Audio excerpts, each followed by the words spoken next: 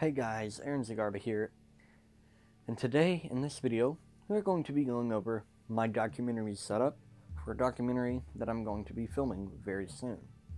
So let's get started. So, I'm going to be filming a documentary very soon, so I'm going to need a very versatile run and gun style setup that will work perfectly for a very chaotic situation of running around all over the place and having a bunch of unexpected things that may or may not happen. What we have here is the HMC 150 on a monopod with a little microphone that's connected to an XLR input. You may be wondering, this is a really weird kind of janky setup. So you may be wondering, why in the world did I choose a monopod and all this kind of stuff, and this camera in particular, especially since I've said multiple times before that this camera is actually pretty old. Well, first off, it does shoot full HD, which is really nice. And then, of course, right here, you've got the monopod, which actually, for me, in the situation I'm in, actually makes it a whole lot easier to do. So, with the monopod, let's go with the monopod first, and the reason for having it. First off, this camera is a little bit heavy. It's not terribly heavy, but it can still get tiring over a certain amount of time, especially if you're running around and you might need to stabilize a shot. So one thing I can do is I can hold it like this, or even hold it like this where it's up against my body. Another thing I can really do that is really important for me is I can set it up just like this, rest it on the ground on the monopod, and I can either look at my LCD screen and use the camera or hold the monopod, or I can do something more like this, where I'm looking through my viewfinder, and I can use the monopod and rest it, and it will give me a stable image. And of course, I can quickly set it back up to where I can either be holding it like this, or even if I want to fully ditch it because it might be getting in my way, I can just check it over here. It's out of my way, out of sight, out of mind. And of course, I can get into other positions with this camera, which is really nice. I can hold the camera just like this to where I'm cradling it up against my body. Both of my shoulders are clenched up against my sides to give a little bit extra support to the camera. So I can be holding the camera to where it's less tiresome. Of course, why in the world did I choose this camera in particular? Well, first off, a lot of the settings that it has on it are extremely useful for me in my situation. You've got a lot of different unique settings on this camera, such as the built-in ND filter, which is really great for shooting outside. All these different user buttons that you can quickly access for different settings. Auto, manual. Now, all cameras pretty much have an auto and manual focus.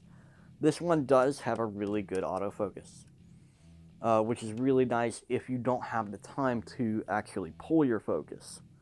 Let's say you're, of course, running and gunning. The only thing that's really controlled in my documentary are going to be the interviews. But pretty much all the other filming is just going to be chaotic, and I don't know what's going to happen. So a lot of my settings, most of the time, are going to be in auto mode, which is really good for me. Because I can have it set up in such a way where I can quickly change from auto settings to manual settings to manual settings to auto settings. Such as, I can get this ring right here, and I can use it either for the iris, which will control the brightness, or I can use it to control the focus on the camera when I push this focus button from auto down to manual, and now I can focus the camera. But I'm normally going to leave it on auto because, of course, reasons that I said earlier. Now I'm normally going to keep this on the iris so I can automatically adjust the iris, which is really nice for my particular situation. So I'll be on manual iris. But let's say there's a more chaotic situation. I don't have the time to be doing all this stuff all the time while I'm trying to get the image. So there's an iris button right here that can go to auto iris. And if I press it again, I'm back on manual. Another important set or switch on this camera is the manual or servo. The servo zoom is just like with this little rack zoom right here. So I can zoom in and out. I can also do the same on the top because there's also another switch on the top if I'm holding it like this, which makes it extremely useful for that job.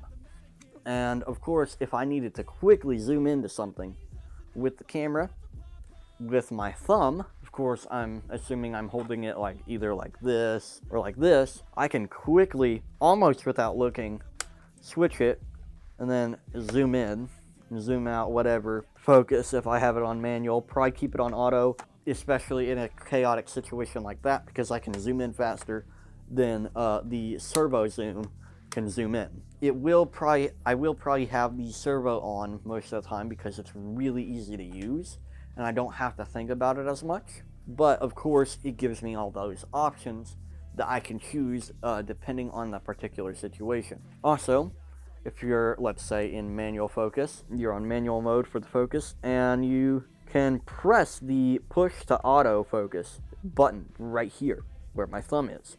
Once again, push it or hold it or whatever, and it will focus on whatever you're trying to focus on automatically.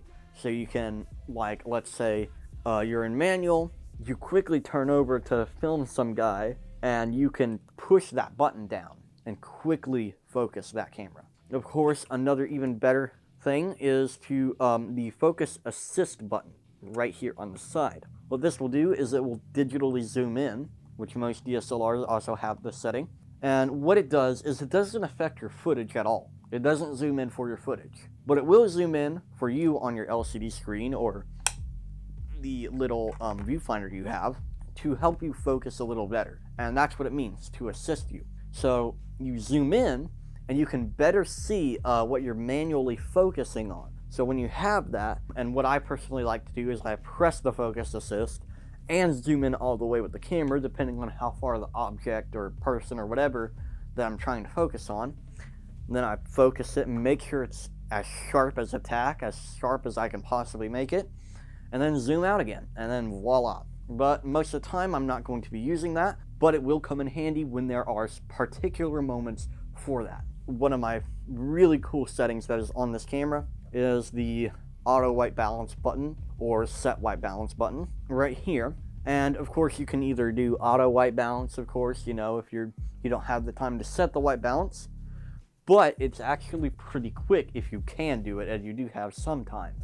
So what you'll do is you'll get a whiteboard like this. You'll either hold it up in front of you yourself or you can get someone else to hold it up in front of you. And what you'll do is you'll hold that white balance button until the camera says it's good. And that's also another great advantage of this camera is that you can automatically set it. With DSLRs, normally you have to go all the way into the settings, take a photo, do all this stuff that gets in the way and takes more time, especially when you're burning daylight or whatever, and you need to be on the move, which is really nice when it comes to that setting. And then of course you got the auto and manual settings over here where everything can either be on auto or fully manual on this camera. I normally keep it on manual just so that I can switch back and forth and I can pick and choose what settings I want on auto and manual. Of course you got the user buttons. I'm planning to use these to some extent. I haven't really set them yet. Then of course the microphone settings on this side. These microphone settings are perfect because I can go to internal right here, which is actually a really good microphone, to my external mic right here when I have it turned on. And of course, depending on the situation, especially if this microphone dies, I have a backup system. Another important thing, recording a safety track on this. This basically technically controls, to simplify it, the volume on the microphone. What I do for each channel, there's a left channel, like you have on your headphones, the left side, and then the right side. So what you do is you can set it.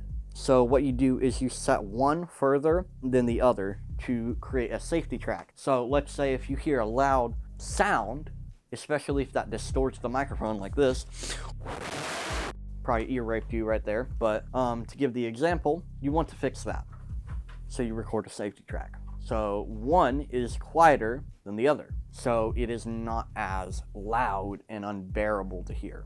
Then of course, another important piece of equipment, my headphones. This will allow me to have a better understanding of what my camera's picking up. And I'm not always going to be using these, but of course they will come in handy in particular situations.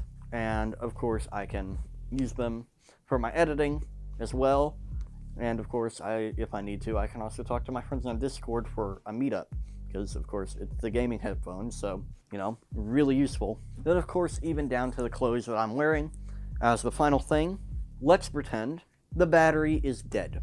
I need to get a new brick, take it out, shove it into one of my pockets on my hoodie, and then grab my other battery, shove it into the back, and there you go. Quickly change. And then of course, final piece, my hat. Of course, it will help hold my hair back a little bit. It will, of course, if I'm trying to, let's say it's a bright day outside, I can use my hat to help block out some of that light coming onto that monitor. And of course, when I'm back on my LCD screen, I put my hat back. When I'm back on the viewfinder, I can put my hat back and look at it again. And yeah, very useful and very interesting setup for something like this, which is really useful for a run and gun style. Hope you guys liked this video. Please like, subscribe. I'll see you next time. Bye.